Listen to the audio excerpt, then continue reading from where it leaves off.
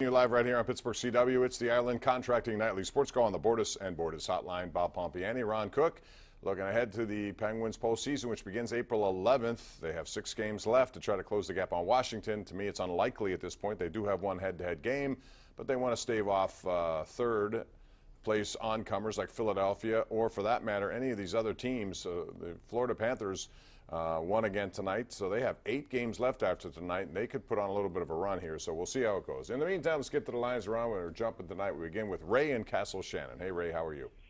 Good, sir. How you doing? All right, what's up? Hey, you got to ask you a question, Bob. What's wrong with Murray? He gave up 11 goals in 3 games. Well, gave up 45 shots in front of him The yesterday. save percentage is he didn't get a lot of help. The first 2 goals yesterday, I didn't think were very good. Clean shots. Either the game winner, I mean the tying goal, the rebound. I thought his glove hand should have had that. You give up 45 shots, and in 5 of their last 6 games, they've given up at least 30 shots. It's way too many. They're not playing very good defense in front of him, and you know he's just coming back. He's played a couple of games since he came back in the lineup. It's going to take him a little while to get going. He's the least of my worries. I would agree, and I also think what I'd like to see going in to the playoff series, whatever it may be, is a couple of games where they win and limit the other team to like 22 shots on goal and win 3-1. I think that would go well for their overall self-esteem. Tony in the Hill District joins us right now, I think, although you fumbled your phone, Tony. What's up? How you doing, Bob? Okay, how are you? I have 2 questions. I just want to ask you guys, do you think with the changes to the Pirates, do you think they have any chance of making it at least to the playoffs this year? No. And for 2, do you also think that being as though they made changes to the restaurants and the food stuff would draw more fans and stuff in? No and no. I mean, Ron, I don't think they're going to be as bad as a lot of people think, though, Bob. I see them having basically the same record that they had last year, somewhere around 74, 75 wins. What's that, 75 and 87, 12 games below 500. I hear people say, they have a chance to lose 100 games. I don't believe that for a second. I think they're going to be better. The lineup isn't all that bad. I wish the bench was better. I wish the starting pitching was better. I wish they'd have kept Colin McCutcheon and added a couple guys, but that's just me. The other thing about right now, if you look at San Francisco, they took a terrible loss with Madison Bumgarner, their ace, and he's out maybe a couple of months after a fracture to his hand. Drive off his hand.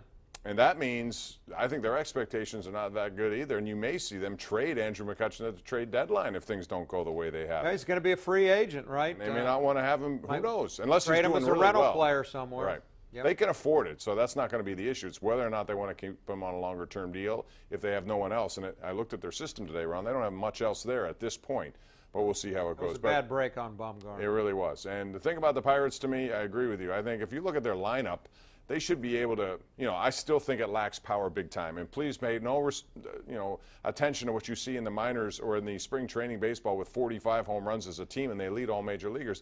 You can't make a conclusion, as I was telling a caller last night, Ron, if you're going to believe that's legit, then you also have to look at their record and say it's legit if you believe everything you see in spring training, and you can't. I mean, guys are working on stuff. Pitchers are working on stuff. I'm with you. I don't pay a lot of attention to it. I think Marte has to hit a few more home runs. I think Josh Bell looks like he's becoming a star here. Polanco has to stay healthy. Cervelli has to stay healthy. Those are 2 pretty big ifs for me. Kevin Davis on Twitter, at KDPomp, at Ron Cook PG, says 3 guys on the bench, 4 guys on the bench, 40 guys on the bench. It doesn't matter. They're carrying 13 pitchers because they need that many to finish off games. This team stinks. And then Max Kronberg says, he cut right to the chase. Max says, a Steeler-related question. You guys think there's any chance the Steelers can get a long-term deal with Le'Veon Bell? I say no. I've said no from the beginning. If it was to happen, it would have happened. They've been in negotiations around with him for over a year on this, and they can't come to it. Basically 2 years, right? So what makes you think that's going to change? No, I don't. I think he's going to play it out, and I think this will be it for him. And I'm okay with that. Take one more run with he and Ben and Brown and that offensive line. See if you can't get it done this year, and then let him leave. You're not going to pay him $20 million next year. To be the running back, which is what you'd have to do if you franchise him. Kevin Colbert said yesterday or Sunday still hopes to do a long-term deal. Well, of course he hopes to.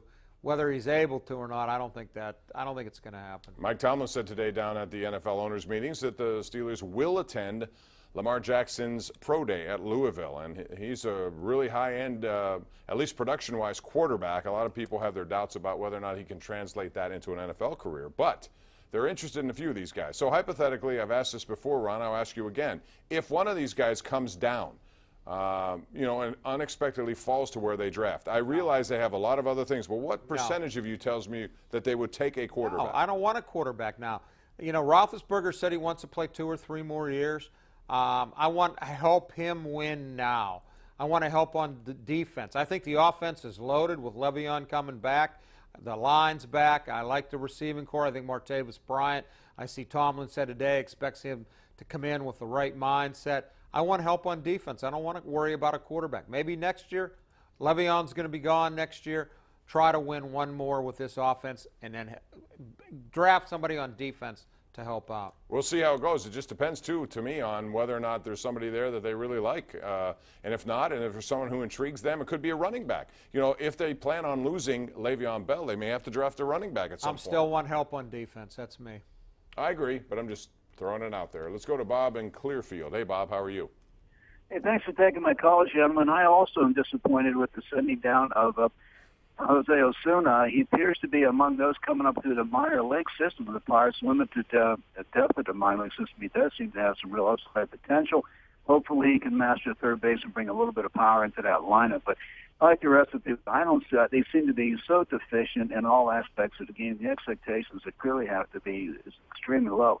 I think as evidenced by the fact that the only time the national media pays any attention to Pittsburgh this year seems to be will come when the contending teams need an easy 3-game sweep, and the Pirates have someone at the trade deadline that the contending teams need. So, all right. Thank you, sir, for your opinion. I will say this. Osuna's not in their plans as a third baseman because they have a guy who they have immediately put there. Colin Moran is their guy. Now, if he fails, then that's really going to leave a glaring opening over there because they're counting on him to be their everyday third baseman, Ron. He was one of the guys they brought in the Garrett Cole trade. Yeah, Musgrove and Felice. They got 3 guys that made their team in that trade, none that made it into McCutchen trade. I like Osuna too, but I think they want to have him play a little bit. I don't know that there's a spot on the starting lineup for him right now. They're committed to Moran. Maybe it won't work out. Maybe we will see Osuna later. Guys are going to get hurt. I would expect he'll be back pretty soon. Let's go out to Joey in Salzburg. Joey, you're on the Nightly Sports Call. What's up? Hey, Bob and Ron. I wanted your guys' opinion. Do you like this rule change I heard about from in the owners' meetings in Orlando about catches? Them being allowed to change the rule where you will actually be allowed to talk to assistant coaches and to sign them in contracts from teams that are still in the playoffs?